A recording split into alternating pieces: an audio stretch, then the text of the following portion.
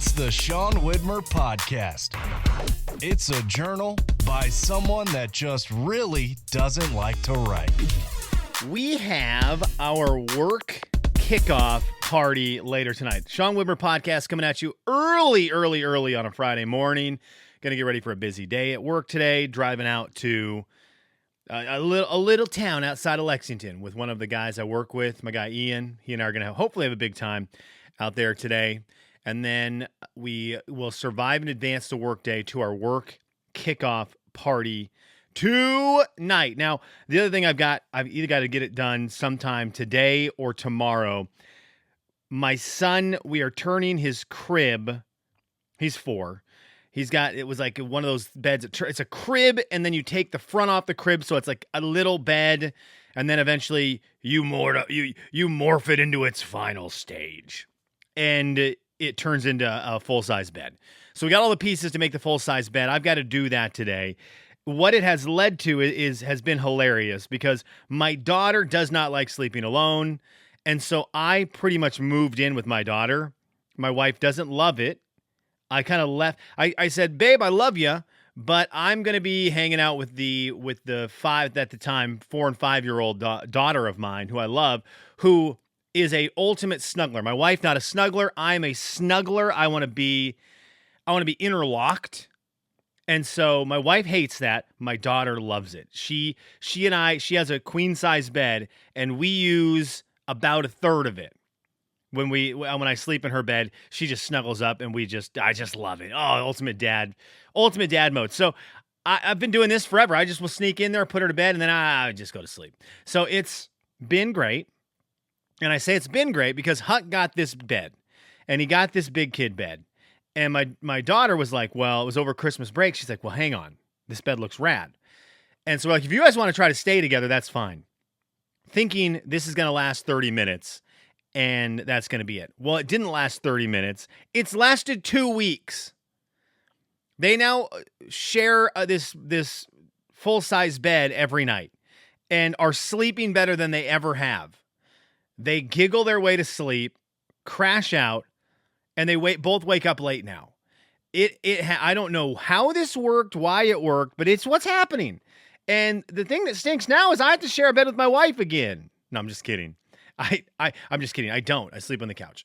No, I'm just kidding. I have to go back in, but I lost my cuddle mate.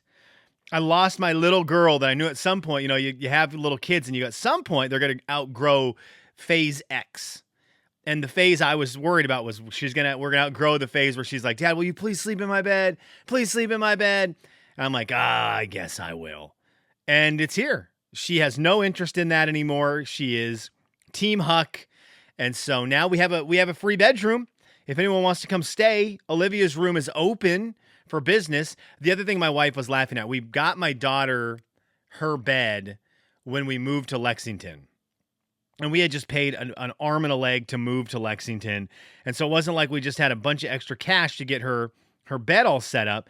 The mattress we bought her, we realize now, is not a good mattress. It was the price we could pay at the time. We got it. It works well. The one we got Huck is a normal mattress, like an average price of a mattress. It is luxurious.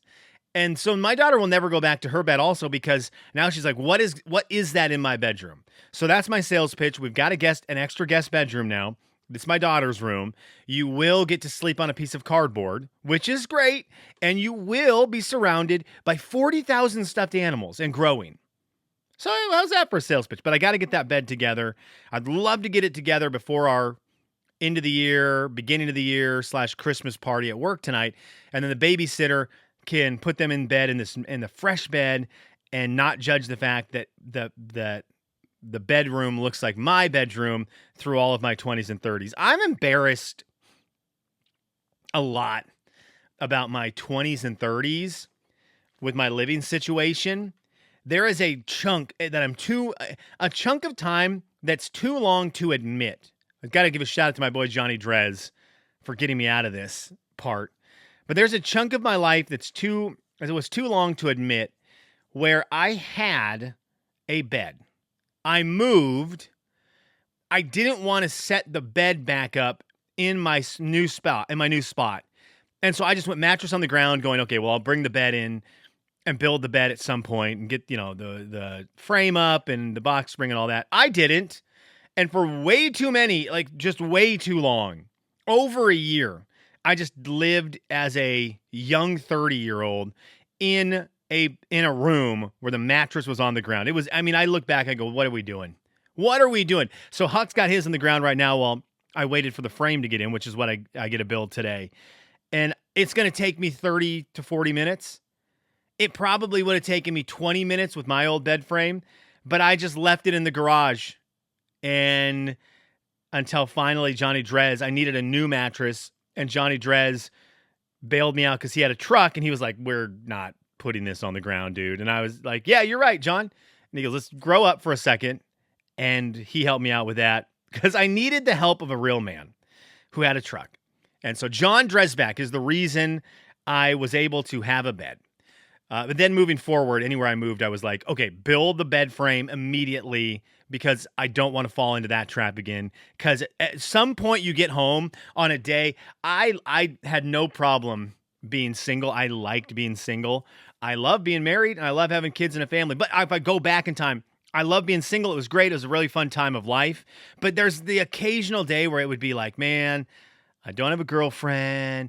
Is life ever going to change? Woe is me. My bed is on the floor. And it was, you have all those feelings. And then the next day I'd wake up and be like, this rules. This rules. All my other buddies can't hang out tonight because they've got something going on. They're going to do something they don't want to do. And I am free to play Borderlands 2 from the time I get off work until whenever. And I will answer to no one. And then I will sleep on the mattress on the floor. Okay, so tonight we have got our work party. And the reason I bring this up is... Kelly's, what are you into? I love my work parties. That's my Kelly's, what are you into? Work get-togethers. I love it because I love a good get-together. I love a work function. I always have.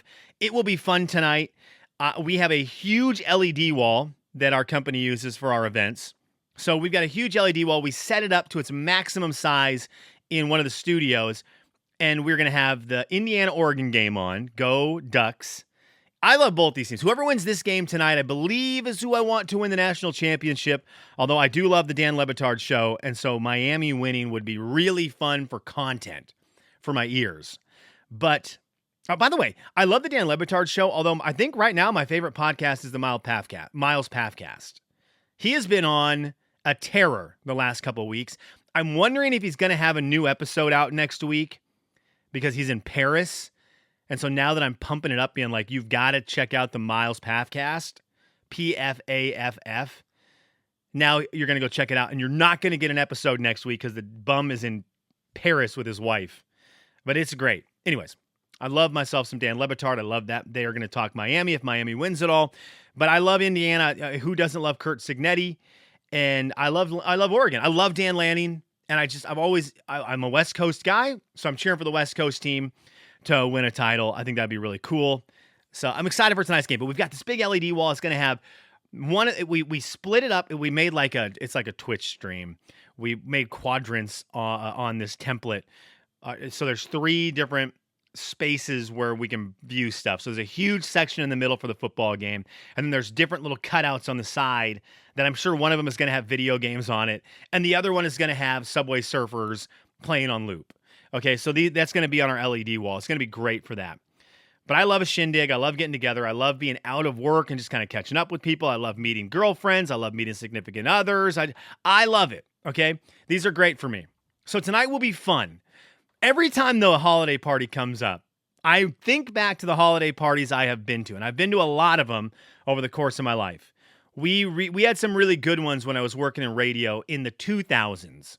So from like the 2004 to 2010 range, there was some good ones. And then like holiday parties kind of started to go away, and so we didn't have really as many. I don't think we had any by the end of my time doing radio. There was not anything. I think we did a holiday lunch. That's what it was, and it was great.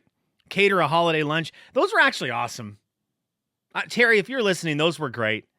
I really loved those. And they would do a Secret Santa. But there's something about the night Christmas party where things could get a little out of hand. And I will never forget one because this was a wild thing. Jay and Kevin, who I did the Work the Morning show with, before I worked with them, I was doing the sports radio show in the same building as them. And they would host an awards. It was almost like the Dundies. They would host the Christmas party. And it was always really funny, very much like The Office, crossed the line on a lot of levels, but it was 2004 and 5, and there was no rules. It was the Wild West. And so those parties were awesome. And there was a girl who, we were all in love with her. I thought, knew she was married. Didn't wear a wedding ring at work. She was very flirtatious. Problematic. Very problematic. Well, a guy we worked with, Dustin, he was really close with her.